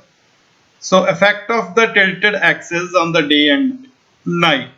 ਧਰਤੀ ਆਪਣੀ ਧੁਰੀ ਤੇ 66.5 ਡਿਗਰੀ ਦੇ ਕੋਣ ਤੇ ਉੱਤੇ ਝੁਕੀ ਹੋਈ ਹੈ ਤੇ ਸੂਰਜ ਦੇ ਆਲੇ ਦੁਆਲੇ ਚੱਕਰ ਲਗਾਉਣ ਵੇਲੇ ਸਦਾ ਇੱਕ ਹੀ ਦਿਸ਼ਾ ਵੱਲ ਝੁਕੀ ਰਹਿੰਦੀ ਹੈ। ਸੋ ਇਹਦਾ ਲਗਾਤਾਰ ਇੱਕੋ ਹੀ ਅਤੇ ਸਮਕੋਣੀ ਧੁਰ ਹੈ ਜਿਹੜਾ ਇਹਦਾ ਉਹ 23.5 ਡਿਗਰੀ ਦਾ ਕੋਣ ਬਣਾਉਂਦੀ ਹੈ ਉਦੋਂ। ਤਾਂ ਧਰਤੀ ਦੀ ਇਸ ਵਿਸ਼ੇਸ਼ਤਾ ਦਾ ਸਦਾ ਹੀ ਧਰੁਵਾਂ ਦੇ ਝੁਕੇ ਰਹਿਣ ਦੀ ਅਵਸਥਾ, ਜਿਹਨੂੰ ਅਸੀਂ ਪੋਲੈਰਿਟੀ ਆਫ ਦਾ ਅਰਥ ਐਕਸਿਸ ਵੀ ਕਿਹਾ ਜਾਂਦਾ ਹੈ। ਥੱਲੇ ਡਾਇਗਰਾਮ ਦਿੱਤੀ ਹੋਈ ਹੈ ਤੁਹਾਨੂੰ ਬੜੀ ਖੂਬਸੂਰਤ, ਤਾਂ ਇਹਦੇ ਵਿੱਚ ਤੁਸੀਂ ਕਲੀਅਰ ਜਿਹੜਾ ਹੈਗਾ ਸਮਝ ਸਕਦੇ ਹੋ ਕਿ ਪੋਲੈਰਿਟੀ ਆਫ ਦਾ ਅਰਥ ਐਕਸਿਸ ਹੁੰਦਾ ਕੀ ਹੈ। ਤਾਂ ਇੱਕ ਤੁਸੀਂ ਨਾਰਥ ਪੋਲ ਦੇਖ ਰਹੇ ਹੋ, ਇੱਕ ਡਾਇਗਰਾਮ ਦੇ ਵਿੱਚ ਸਾਊਥ ਪੋਲ ਦੇਖ ਰਹੇ ਹੋ, ਇੱਕ ਵਿਚਕਾਰ ਦੀ ਹੈ ਜਿਹੜੀ ਉਹ ਰੇਖਾ ਦੇਖ ਰਹੇ ਹੋ। ਤਾਂ ਉੱਥੇ ਜਿਹੜੀ ਰੇਖਾ ਹੈ ਜਿਹੜੀ ਉਹ ਝੁਕੀ ਹੋਈ ਹੈ 23.5 ਜਿਹੜੀ ਧਰਤੀ ਦਾ ਜਿਹੜਾ ਐਂਗਲ ਹੈ, ਜਿਹੜਾ ਆਪਣਾ ਸਮਕੋਣੀ ਧੁਰੇ ਤੇ ਐਂਗਲ ਝੁਕਿਆ ਹੋਇਆ ਉਹ 23.5 ਡਿਗਰੀ ਦਾ ਐਂਗਲ ਬਣਦਾ ਹੈ। ਸੋ ਉਹ 23.5 ਡਿਗਰੀ ਦੇ ਝੁਕਾਵ ਤੇ ਧਰਤੀ ਜਿਹੜੀ ਉਹ ਲਗਾਤਾਰ ਹੈ ਜਿਹੜਾ ਝੁਕੀ ਰਹਿੰਦੀ ਹੈ ਆਪਣੇ ਧਰੋਆਂ ਤੇ ਉਹ ਲਗਾਤਾਰ ਹੈ ਜਿਹੜੀ ਨਾਲੇ ਆਪਣਾ ਚੱਕਰ ਵੀ ਕੱਟਦੀ ਰਹਿੰਦੀ ਹੈ ਤੇ ਨਾਲ ਸੂਰਜ ਦੀ ਪਰਿਕਰਮਾ ਵੀ ਕਰਦੀ ਰਹਿੰਦੀ ਹੈ। So the combination of rotation, revolution, inclination and polarity results in the seasonal patterns experienced on the earth. ਠੀਕ ਹੈ, ਆਪਾਂ ਕਹਿ ਸਕਦੇ ਹਾਂ ਪਹਿਲਾਂ ਵੀ ਗੱਲ ਕੀਤੀ ਸੀਗੀ। So and polarity of the rotation axis ਜਿਹੜਾ ਹੈਗਾ ਇਸਨੂੰ ਇਹਨੂੰ ਅਸੀਂ ਪੈਰਲਲਿਜ਼ਮ ਵੀ ਕਿਹਾ ਜਾਂਦਾ ਹੈ, ਪੈਰਲਲਿਜ਼ਮ ਵੀ ਕਿਹਾ ਜਾਂਦਾ ਹੈਗਾ। ਸੋ ਪੈਰਲਲ ਮਤਲਬ ਕਿ ਸਮਾਨ ਹੋਣਾ, ਇੱਕ ਦੂਜੇ ਦੇ ਸਮਾਨ। ਆਪਾਂ ਵੈਸੇ ਵੀ ਆਪਾਂ ਗੱਲ ਕਰਦੇ ਹਾਂ ਵੀ ਜਦੋਂ alternative angles are equal to each other. So earth axis point towards polaris, the north star, no matter where earth is in its orbit. ਠੀਕ ਹੈ, ਤਾਂ ਇਸ ਕਰਕੇ ਸਾਨੂੰ ਹਮੇਸ਼ਾ ਜਿਹੜਾ ਧਰੁਵ ਤਾਰਾ ਹੈ ਤਾਂ ਉਸੇ ਦਿਸ਼ਾ ਵੱਲ ਹੀ ਦਿਖਾਈ ਦਿੰਦਾ ਹੈ। ਜਿਵੇਂ ਜਿਵੇਂ ਧਰਤੀ ਘੁੰਮੀ ਜਾਂਦੀ ਹੈ ਤਾਂ ਉੱਤਰ ਦਿਸ਼ਾ ਵੱਲੋਂ ਨਾਲ ਦੀ ਨਾਲ ਹੀ ਸਾਨੂੰ ਦਿਖਾਈ ਦਿੰਦਾ ਹੈ। ਤਾਂ ਸਾਨੂੰ ਦੱਸਦਾ ਹੈ ਕਿ ਧਰਤੀ ਦਾ ਜਿਹੜਾ ਉੱਤਰ ਹੈ ਉਹ ਕਿਹੜੀ ਦਿਸ਼ਾ ਵੱਲ ਹੈ। ਚਲੋ ਅੱਗੇ ਗੱਲ ਕਰਦੇ ਹਾਂ ਕਿ ਜੇਕਰ ਪ੍ਰਿਥਵੀ ਆਪਣੀ ਧੁਰੀ ਤੇ ਨਾ ਝੁਕੀ ਹੁੰਦੀ, ਸੋ ਬੜਾ ਇੰਟਰਸਟਿੰਗ ਫੈਕਟ ਹੈ, ਕੁਐਸਚਨ ਹੈ ਕਿ ਜੇ ਝੁਕੀ ਨਾ ਹੁੰਦੀ ਤਾਂ ਕੀ ਹੁੰਦਾ। ਸੋ ਬਹੁਤ ਸਾਰਾ ਕੁਝ ਪ੍ਰਭਾਵ ਪੈਂਦੇ। ਸੋ ਇਹ ਤੁਸੀਂ ਫਾਈਂਡ ਆਊਟ ਕਰਨੇ ਆ ਕਿਹੜੇ ਕਿਹੜੇ ਪ੍ਰਭਾਵ ਪੈਂਦੇ। ਸੋਚੋ, ਆਪਣੀ ਜਿਹੜੀ ਤਰਕ ਸ਼ਕਤੀ ਹੈ ਉਸ ਨੂੰ ਵਧਾਓ। ਠੀਕ ਹੈ, ਤਾਂ ਪਹਿਲੀ ਗੱਲ ਜਿਹੜੀ ਆਪਾਂ ਜੇ ਨਾ ਝੁਕੀ ਹੁੰਦੀ ਧਰਤੀ ਆਪਣੀ ਜਿਹੜੀ ਧੁਰੀ ਤੇ ਨਾ ਝੁਕੀ ਤਾਂ ਸਾਰੀ ਪ੍ਰਿਥਵੀ ਤੇ ਦਿਨ ਰਾਤ ਹੀ ਰਹਿਣਾ ਸੀਗਾ ਤੇ ਇੱਕੋ ਦਿਨ ਰਾਤ ਨੇ ਜਿਹੜੇ ਉਹ ਇੱਕੋ ਜਿਹੇ ਹੋਣੇ ਸੀਗੇ। ਠੀਕ ਹੈ, ਸੋ ਇਸ ਤਰ੍ਹਾਂ ਹੋਰ ਵੀ ਅਸੀਂ ਕਲਪਨਾ ਕਰ ਸਕਦੇ ਹਾਂ ਬਹੁਤ ਕੁਝ, ਤੇ ਜਿੰਨੀ ਵੀ ਕਲਪਨਾ ਕਰ ਸਕੀ ਅਸੀਂ ਕਰਨੀ ਬਣਦੀ ਹੈ, ਕਿਉਂਕਿ ਵੱਖਰੋ ਵੱਖਰੇ ਜਿਹੜੇ ਜਿਵੇਂ ਸਟੂਡੈਂਟਸ ਹੁੰਦੇ ਆ, ਸੋ ਤੁਸੀਂ ਅੱਗੇ ਜਾ ਕੇ ਸਾਇੰਟਿਸਟ ਵੀ ਬਣਨਾ ਹੈ, ਅੱਗੇ ਜੀਓਗ੍ਰਾਫਿਸਟ ਵੀ ਬਣਨਾ ਹੈ, ਐਸਟਰੋਲੋਜਿਸਟ ਵੀ ਬਣਨਾ ਹੈ। ਤਾਂ ਜਿਹੜੇ ਫੀਲਡ 'ਚ ਤੁਸੀਂ ਜਿੰਨਾ ਤੁਸੀਂ ਆਪਣੀ ਸੋਚਣ ਸ਼ਕਤੀ ਵਧਾਓਗੇ, ਜਿਵੇਂ ਇੱਕ ਵਾਰੀ ਮੈਨੂੰ ਕਿਸੇ ਨੇ ਇੱਕ ਕੁਐਸਚਨ ਪੁੱਛ ਲਿਆ ਸੀਗਾ ਵੀ ਤੇਰੇ ਸਾਰੇ ਪਾਸੇ ਸ਼ੀਸ਼ੇ ਲੱਗੇ ਨੇ, ਤੇਰੇ ਸਾਰੇ ਪਾਸੇ ਸ਼ੀਸ਼ੇ ਲੱਗੇ ਨੇ, ਸਾਈਡ ਤੇ ਵੀ ਸ਼ੀਸ਼ਾ, ਪਿੱਛੇ ਵੀ ਸ਼ੀਸ਼ਾ, ਅੱਗੇ ਵੀ ਸ਼ੀਸ਼ਾ, ਉੱਪਰ ਵੀ ਸ਼ੀਸ਼ਾ, ਤਾਂ ਕਿੰਨੀਆਂ ਜਿਹੜੀਆਂ ਫੋਟੋਆਂ ਬਣਨਗੀਆਂ। ਤਾਂ ਮੇਰੇ ਵਰਗਾ ਗਿਣਦਾ ਹੀ ਰਹਿ ਗਿਆ ਸੀਗਾ, ਪਰ ਜਵਾਬ ਜਦੋਂ ਕੱਢਿਆ ਤਾਂ ਇਹ ਪਤਾ ਲੱਗਿਆ ਕਿ ਜਵਾਬ ਤਾਂ ਆ ਸੀਗਾ। ਠੀਕ ਹੈ, ਸੋ ਇਹ ਪ੍ਰਸ਼ਨ ਤੁਹਾਡੇ ਲਈ ਵੀ ਹੈ। ਠੀਕ ਹੈ, ਸੋ ਵਿਦਿਆਰਥੀਓ ਤੁਸੀਂ ਇਸ ਬਾਰੇ ਸੋਚਣਾ ਕਿ ਜੇ ਤੁਹਾਡੇ ਸਾਰੇ ਪਾਸੇ ਸ਼ੀਸ਼ੇ ਲੱਗੇ ਆ ਤਾਂ ਤੁਹਾਡੀਆਂ ਕਿੰਨੀਆਂ ਜਿਹੜੀਆਂ ਤਸਵੀਰਾਂ ਨੇ, ਕਿੰਨੀਆਂ ਇਮੇਜਸ ਜਿਹੜੀਆਂ ਬਣਨਗੀਆਂ। ਠੀਕ ਹੈ, ਸੋ ਕੱਲ ਦੇ ਜਿਹੜੇ ਸੈਸ਼ਨ ਜਾਂ ਪਰਸੋਂ ਦੇ ਸੈਸ਼ਨ ਦੇ ਵਿੱਚ ਤੁਸੀਂ ਆਪਣਾ ਜਿਹੜਾ ਜਵਾਬ ਹੈ ਉਹ ਜ਼ਰੂਰ ਲਿਖ ਕੇ ਭੇਜਣਾ। ਠੀਕ ਹੈ, ਸੋ ਜਿਹੜਾ ਇਸ ਤਰ੍ਹਾਂ ਅਸੀਂ ਨਾਲ ਦੀ ਨਾਲ ਸਵਾਲ ਜਵਾਬ ਬੱਚਿਆਂ ਤੋਂ ਵੀ ਪੁੱਛਾਂਗੇ। ਸੋ ਆਪਣੇ ਬ੍ਰੇਨ ਨੂੰ ਜਿਹੜਾ ਥੋੜਾ ਜਿਹਾ ਵਧਾਇਓ ਸੋ ਤਾਂ ਕਿ ਤੁਹਾਨੂੰ ਪਤਾ ਲੱਗ ਸਕੇ ਵੀ ਤੁਸੀਂ ਕਿੰਨਾ ਸੋਚ ਸਕਦੇ ਹੈਗੇ ਆ। ਸੋ ਇੱਥੇ ਜਿਹੜੀ ਆਪਾਂ ਗੱਲ ਕਰਦੇ ਹਾਂ, ਸੋ ਕਮ ਟੂ ਦਾ ਪੁਆਇੰਟ। ਠੀਕ ਹੈ, ਸੋ ਕਿ ਜਦੋਂ ਦਿਨ ਅਤੇ ਰਾਤ ਇੱਕੋ ਜਿਹੇ ਨਹੀਂ ਹੋਣੇ ਸਨ, ਇੱਕੋ ਜਿਹੇ ਹੋ ਜਾਣੇ ਸੀ, ਕਦੋਂ ਹੋ ਜਾਣੇ ਸੀਗੇ ਜੇ ਧਰਤੀ ਆਪਣੇ ਧੁਰੀ ਤੇ ਨਾ ਝੁਕੀ ਹੁੰਦੀ। ਸੋ ਅਗਲੀ ਗੱਲ ਕਿ ਪ੍ਰਿਥਵੀ ਦੇ ਝੁਕਾਅ ਕਰਕੇ ਉੱਤਰੀ ਅਰਧ ਗੋਲਾ 6 ਮਹੀਨੇ ਲਈ ਸੂਰਜ ਵੱਲ ਝੁਕਿਆ ਰਹਿੰਦਾ ਹੈ ਤੇ ਇਸ ਲਈ ਜ਼ਿਆਦਾਤਰ ਹਿੱਸਾ ਸੂਰਜ ਦੀ ਰੋਸ਼ਨੀ ਪ੍ਰਾਪਤ ਕਰਦਾ ਹੈ ਤੇ ਇਸ ਕਰਕੇ ਦਿਨ ਲੰਬੇ ਹੁੰਦੇ ਨੇ। ਪਰ ਦੱਖਣੀ ਅਰਧਗੋਲੇ ਦੇ ਵਿੱਚ ਇਹਨੇ ਜਿਹੜੇ ਅਜਿਹਾ ਨਹੀਂ ਹੁੰਦਾ, ਉੱਥੇ ਦਿਨ ਕੀ ਹੋਣਗੇ, ਛੋਟੇ। ਇਸੇ ਉਲਟ ਸਥਿਤੀ ਸਿਰਫ ਇਸੇ ਕਰਕੇ ਹੀ ਹੁੰਦੀ ਹੈ। ਸੋ ਅਗਲੇ 6 ਮਹੀਨਿਆਂ ਵਿੱਚ ਜਦੋਂ ਦੱਖਣੀ ਅਰਧਗੋਲਾ ਸੂਰਜ ਵੱਲ ਝੁਕਿਆ ਹੁੰਦਾ ਹੈ ਤਾਂ ਉੱਥੇ ਦਿਨ ਵੱਡੇ ਹੋ ਜਾਂਦੇ ਨੇ, ਦੂਸਰੇ ਪਾਸੇ ਦਿਨ ਛੋਟੇ ਹੋ ਜਾਂਦੇ ਨੇ। ਸੋ ਇਹ ਵਾਈਸ ਵਰਸਾ ਹੈਗਾ। ਦਿਨ ਅਤੇ ਰਾਤ ਭੂ-ਮੱਧ ਰੇਖਾ ਦੇ ਬਰਾਬਰ ਹੁੰਦੇ ਹਨ। ਭੂ-ਮੱਧ ਰੇਖਾ ਜਿਸ ਦੇ ਬਿਲਕੁਲ ਅਸੀਂ ਨੇੜੇ ਰਹਿੰਦੇ ਹੈਗੇ। ਸੋ ਵੀ ਆਰ 8 ਡਿਗਰੀ, ਇੰਡੀਆ ਜਿਹੜਾ 8 ਡਿਗਰੀ ਜਿਹੜੀ ਸਾਡੀ ਲੈਟੀਟਿਊਡ ਹੈਗਾ ਉਹ ਸਾਨੂੰ ਟੱਚ ਕਰਦਾ ਥੱਲੋਂ, ਤੇ ਉੱਪਰ ਜਾ ਕੇ ਉਸ ਤੋਂ ਉੱਪਰ ਅਸੀਂ ਰਹਿੰਦੇ ਹਾਂ। ਤੇ 23.5 ਡਿਗਰੀ ਕਰਕ ਰੇਖਾ ਹੈ ਜਿਹੜੀ, ਸੋ ਉਹ ਸਾਡੇ ਵਿਚਕਾਰ ਦੀ ਲੰਘਦੀ ਹੈ ਭਾਰਤ ਦੀ। ਸੋ ਅਸੀਂ ਬਿਲਕੁਲ ਨੇੜੇ। ਸਾਡੇ ਜਿਹੜੇ ਦਿਨ ਰਾਤ ਹੈ ਤਕਰੀਬਨ ਜਿਹੜੇ ਉਹ ਬਰਾਬਰ ਹੀ ਹੈਗੇ ਆ। ਸੋ ਜ਼ਿਆਦਾ ਫਰਕ ਨਹੀਂ ਹੈਗਾ। ਸੋ ਦਿਨ ਰਾਤ ਦੇ ਭੂ-ਮੱਧ ਰੇਖਾ ਦੇ ਬਰਾਬਰ ਹੁੰਦੇ ਨੇ। ਜਿਉਂ-ਜਿਉਂ ਅਸੀਂ ਭੂ-ਮੱਧ ਰੇਖਾ ਤੋਂ ਧਰੁਵਾਂ ਵੱਲ ਜਾਂਦੇ ਹਾਂ ਤਾਂ ਦਿਨ ਅਤੇ ਰਾਤ ਦਾ ਫਰਕ ਵੱਧਦਾ ਜਾਂਦਾ ਹੈ। ਤਾਂ ਇੱਥੇ ਦਿਨ ਰਾਤ ਅਤੇ ਰਾਤ ਦਾ ਫਰਕ ਤੇ ਕਈ ਅਜਿਹੇ ਦੇਸ਼ ਨੇ ਵਿਦਿਆਰਥੀਓ ਜਿੱਥੇ ਸੂਰਜ ਨਸੀਬ ਹੀ ਨਹੀਂ ਹੁੰਦਾ, ਰਾਤ ਹੀ ਰਹਿੰਦੀ ਹੈ, ਤੇ ਕਈ ਅਜਿਹੀਆਂ ਥਾਵਾਂ ਨੇ ਜਿੱਥੇ ਸੂਰਜ ਹੀ ਸੂਰਜ ਰਹਿੰਦਾ, ਦਿਨ ਰਾਤ ਹੀ ਨਹੀਂ ਹੁੰਦੀ ਹੈ। ਠੀਕ ਹੈ। ਸੋ ਇਸ ਤਰ੍ਹਾਂ ਕਰਕੇ ਕਈ ਥਾਵਾਂ ਇਸ ਤਰ੍ਹਾਂ ਦੀਆਂ ਨੇ ਵੀ ਕਿਤੇ ਜਿਹੜਾ 3 ਮਹੀਨੇ ਦਾ ਦਿਨ ਹੁੰਦਾ ਤੇ ਬਾਕੀ ਜਿਹੜੇ 9 ਮਹੀਨੇ ਆ ਉਹ ਰਾਤ ਹੀ ਰਹਿੰਦੀ ਹੈ। ਸੋ ਇਸ ਤਰ੍ਹਾਂ ਜਿਹੜੇ ਅਰਥ ਦੇ ਉੱਪਰ ਵੱਖਰੋ ਵੱਖਰੇ ਜਿਹੜੀਆਂ ਸਥਾਨ ਨੇ ਜਿੱਥੇ ਇਸ ਤਰ੍ਹਾਂ ਦਾ ਹੈਪਨ ਕਰਦਾ ਹੈ। ਤਾਂ ਬਹੁਤ ਜੋਗ੍ਰਾਫੀਕਲ ਜਿਵੇਂ ਜੋਗ੍ਰਾਫੀ ਜਿਹੜਾ ਹੈਗਾ, ਤਾਂ ਜਿੰਨਾ ਵੀ ਤੁਸੀਂ ਇਹਨੂੰ ਇਨੋਵੇਟ ਕਰੋਗੇ, ਡਿਸਕਵਰ ਕਰੋਗੇ, ਉਨਾ ਹੀ ਤੁਹਾਨੂੰ ਜਿਹੜਾ ਬਹੁਤ ਕੁਝ ਜਾ ਕੇ ਮਿਲਣਾ ਹੈ। ਸੋ ਇਹ ਸਾਰਾ ਚੱਕਰ ਪ੍ਰਿਥਵੀ ਦਾ ਆਪਣੀ ਧੁਰੀ ਦੇ ਝੁਕੇ ਰਹਿਣ ਕਰਕੇ ਹੀ ਹੈ। ਇਸ ਪ੍ਰਕਾਰ ਪ੍ਰਿਥਵੀ ਦੀ ਜਿਹੜੀ ਵਾਰਸ਼ਿਕ ਗਤੀ ਹੈ ਅਤੇ ਪ੍ਰਿਥਵੀ ਦਾ ਆਪਣੀ ਧੁਰੀ ਤੇ ਝੁਕੇ ਰਹਿਣ ਕਰਕੇ ਦਿਨ ਅਤੇ ਰਾਤ ਉੱਤਰੀ ਅਤੇ ਦੱਖਣੀ ਅਰਧ ਗੋਲਿਆਂ ਵਿੱਚ ਛੋਟੇ ਵੱਡੇ ਹੁੰਦੇ ਰਹਿੰਦੇ ਨੇ। ਸੋ ਸੁਭਾਵਿਕ ਗੱਲਾਂ ਨੇ। So we have already cleared this concept to you. ਅੱਗੇ ਚੱਲਦੇ ਹਾਂ। ਸੋ ਅੱਗੇ ਤਾਪਖੰਡ ਜਿਹੜੇ ਹੈਗੇ ਨੇਗੇ, ਸੋ ਉਹਨਾਂ ਦੀ ਗੱਲ ਕਰਦੇ ਹਾਂ। ਸੋ ਜਿਹੜੇ ਪ੍ਰਿਥਵੀ ਦੀ ਜਿਹੜੀ ਵਾਰਸ਼ਿਕ ਗਤੀ ਕਰਕੇ ਜਿਹੜੇ ਵੱਖਰੋ ਵੱਖਰੇ ਜਿਹੜੇ ਤਾਪਖੰਡ ਨੇ, ਠੀਕ ਹੈ, ਸੋ ਉਹਨਾਂ ਦੇ ਉੱਪਰ ਵੀ ਜਿਹੜਾ ਉਹ ਪ੍ਰਭਾਵ ਪੈਂਦਾ, ਕਿਉਂਕਿ ਪ੍ਰਿਥਵੀ ਦਾ ਆਪਣੀ ਧੁਰੀ ਦੇ ਇੱਕੋ ਹੀ ਦਿਸ਼ਾ ਵੱਲ ਝੁਕੇ ਰਹਿਣ ਕਰਕੇ ਅਤੇ ਵਾਰਸ਼ਿਕ ਗਤੀ ਸਦਕਾ ਧਰਤੀ ਦੇ ਕਈ ਤਾਪਖੰਡ ਵੀ ਬਣਦੇ ਨੇ। ਇਹਨਾਂ ਦੇ ਦੋਵਾਂ ਕਰਕੇ ਤਾਪਖੰਡ ਵੀ ਬਣਦੇ ਨੇ। ਤੇ ਸੂਰਜ ਦੀਆਂ ਜਿਹੜੀਆਂ ਸਿੱਧੀਆਂ ਕਿਰਨਾਂ ਨੇ ਉਹ ਭੂ-ਮੱਧ ਰੇਖਾ ਤੋਂ ਕਰਕ ਰੇਖਾ ਤੇ ਮਕਰ ਰੇਖਾ ਵਿਚਕਾਰੇ 0 ਤੋਂ ਲੈ ਕੇ 23.5 ਡਿਗਰੀ ਉੱਤਰੀ ਅਕਸ਼ਾਂਸ਼ ਦੇ ਵਿੱਚ ਅਸੀਂ ਕਰਕ ਰੇਖਾ ਕਹਿੰਦੇ ਹਾਂ, ਤੇ 23.5 ਡਿਗਰੀ ਦੱਖਣੀ ਅਕਸ਼ਾਂਸ਼ ਦੇ ਵਿੱਚ ਅਸੀਂ ਮਕਰ ਰੇਖਾ ਕਹਿੰਦੇ ਹਾਂ। ਸੋ ਇਹ ਦੋਨੇ ਉੱਤਰ ਅਤੇ ਦੱਖਣ ਅਕਸ਼ਾਂਸ਼ਾਂ ਜਿਹੜੇ ਵਿਚਕਾਰ ਹੈ ਉਹ ਪੈਦਾ ਹੁੰਦੀਆਂ ਨੇ, ਜਿਸ ਕਰਕੇ ਇੱਥੇ ਤਾਪਮਾਨ ਜ਼ਿਆਦਾ ਹੁੰਦਾ ਹੈ। ਤਾਂ ਇੱਥੇ ਤੁਸੀਂ ਦੇਖ ਰਹੇ ਹੋ ਕਿ ਵਿਚਕਾਰਲਾ ਜਿਹੜੀ 0 ਡਿਗਰੀ ਹੈ, ਠੀਕ ਹੈ, ਜਿੱਥੇ ਟੋਰਿਡ ਲਿਖਿਆ ਹੋਇਆ, ਇਕੁਏਟਰ ਲਿਖਿਆ ਹੋਇਆ, ਸੋ ਉੱਥੇ ਤਾਪਮਾਨ ਹੈ ਜਿਹੜਾ ਉਹ ਜ਼ਿਆਦਾ ਹੋਊਗਾ। ਫਿਰ ਉਸ ਤੋਂ ਬਾਅਦ ਇਹ ਜਿਹੜਾ ਘਟਦਾ ਉੱਪਰ ਨੂੰ ਹੈ, ਜਿੱਥੇ ਆਪਾਂ ਨਾਰਥ ਪੋਲ ਹੈ ਉੱਥੇ ਫ੍ਰੀਜਡ ਲਿਖਿਆ ਹੋਇਆ ਸੀ, ਠੀਕ ਹੈ। ਸੋ ਉੱਥੇ ਫ੍ਰੀਜਡ ਲਿਖਿਆ ਹੋਇਆ ਕਿਉਂਕਿ ਤੁਸੀਂ ਦੇਖ ਰਹੇ ਹੋ ਵੀ ਜਿਹੜੀਆਂ ਸਨ ਰੇਜ਼ ਨੇਗੀਆਂ ਉਹ ਜਦੋਂ ਭੂ-ਮੱਧ ਰੇਖਾ ਤੇ ਪੈਂਦੀਆਂ ਨੇ, ਭੂ-ਮੱਧ ਰੇਖੇ ਤੇ ਬਿਲਕੁਲ ਕਾਫੀ ਰਿਸੀਡ ਕਰਦੀਆਂ ਨੇ, ਬਟ ਉਸ ਤੋਂ ਬਾਅਦ ਹੈ ਜਿਹੜੀਆਂ ਸਨ ਰੇਜ਼ ਨੇ ਜਿਹੜੀਆਂ ਉਹ ਘਟਦੀਆਂ ਰਹਿੰਦੀਆਂ ਨੇ। ਸੂਰਜ ਦੀਆਂ ਕਿਰਨਾਂ ਜਿਹੜੀਆਂ ਉੱਤਰੀ ਧਰੁਵ ਨੂੰ ਵੀ ਘਟਦੀਆਂ ਰਹਿੰਦੀਆਂ ਨੇ, ਫਿਰ ਦੱਖਣੀ ਧਰੁਵ ਨੂੰ ਵੀ ਘਟਦੀਆਂ ਜਾਂਦੀਆਂ ਨੇ, ਠੀਕ ਹੈ। ਸੋ ਇਹ ਜਿਹੜੀ ਡਾਇਗਰਾਮ ਤੋਂ ਤੁਹਾਨੂੰ ਕਲੀਅਰ ਹੋ ਜਾਏਗਾ ਕਿ ਕਦੋਂ ਜਿਹੜਾ ਹੈਗਾ ਘੱਟ ਹੁੰਦਾ। ਜਿਵੇਂ ਜੂਨ 21 ਨੂੰ ਹੈ ਜਿਹੜਾ ਅਸੀਂ ਗੱਲਬਾਤ ਕਰਦੇ ਹੈਗੇ ਹਾਂ, ਤਾਂ ਉਦੋਂ ਉਸੇ ਪਾਸੇ ਦਸੰਬਰ ਦੀ ਜਿਹੜੀ ਦਸੰਬਰ 21 ਦੀ ਗੱਲ ਹੋ ਰਹੀ ਹੈ। ਸੋ ਕਦੋਂ ਸੂਰਜ ਦੀ ਜਿਹੜੀਆਂ ਰੇਜ਼ ਨੇ ਉਹ ਤੀਰਾਂ ਨਾਲ ਦੱਸੀਆਂ ਹੋਈਆਂ ਨੇ ਵੀ ਕਦੋਂ ਕਿੱਧਰਲੇ ਪਾਸਿਓਂ ਪੈਂਦੀਆਂ। ਸੋ ਜਦੋਂ 21 ਦਸੰਬਰ ਨੂੰ ਤੁਸੀਂ ਦੇਖ ਰਹੇ ਹੋ ਕਿ ਜਿਹੜੀਆਂ ਸੂਰਜ ਦੀਆਂ ਕਿਰਨਾਂ ਨੇ ਸੋ ਉਹ ਦੱਖਣੀ ਧਰੁਵ ਦੇ ਵਿੱਚ ਜ਼ਿਆਦਾ ਪੈ ਰਹੀਆਂ ਨੇਗੀਆਂ, ਬਟ ਔਨ ਦਾ ਅਦਰ ਜਿਹੜੇ ਦੂਸਰੇ ਪਾਸੇ ਤੁਸੀਂ ਦੇਖ ਰਹੇ ਹੋ ਕਿ ਜਿਹੜੀਆਂ 21 ਜੂਨ ਨੂੰ ਹੈ ਜਿਹੜੀ ਉਹ ਸਥਿਤੀ ਹੈ ਜਿਹੜੀ ਉਲਟ ਹੋ ਜਾਂਦੀ ਹੈ। ਇਸੇ ਤਰ੍ਹਾਂ ਹੀ ਵਾਈਸ ਵਰਸਾ ਚੱਲਦਾ ਰਹਿੰਦਾ ਹੈਗਾ। ਉਸ ਤੋਂ ਬਾਅਦ ਅਸੀਂ ਉੱਤਰੀ ਧਰੁਵ ਚੱਕਰ ਤੋਂ ਲੈ ਕੇ ਉੱਤਰੀ ਧਰੁਵ ਤੱਕ ਅਤੇ ਦੱਖਣੀ ਧਰੁਵ ਚੱਕਰ ਤੋਂ ਦੱਖਣੀ ਧਰੁਵ ਤੱਕ ਸੂਰਜ ਦੀਆਂ ਕਿਰਨਾਂ ਬਿਲਕੁਲ ਹੀ ਤਿਰਛੀਆਂ ਪੈਂਦੀਆਂ, ਜਿਸ ਲਈ ਤਾਪਮਾਨ ਬਹੁਤ ਹੀ ਜ਼ਿਆਦਾ ਘੱਟ ਹੁੰਦਾ ਹੈ ਤੇ ਇਸ ਨੂੰ ਸ਼ੀਤ, ਜਿਹਨੂੰ ਖੰਡ ਜਾਂ ਫ੍ਰੀਜਿਡ ਜ਼ੋਨਸ ਵੀ ਕਿਹਾ ਜਾਂਦਾ ਹੈ। ਸੋ ਪਿਕਚਰ ਦੇ ਵਿੱਚ ਤੁਹਾਨੂੰ ਬੜਾ ਕਲੀਅਰ ਦੱਸਿਆ ਹੋਇਆ ਵੀ ਕਿਹੜੇ ਧਰਤੀ ਦੇ ਫ੍ਰੀਜਿਡ ਜ਼ੋਨ ਨੇ।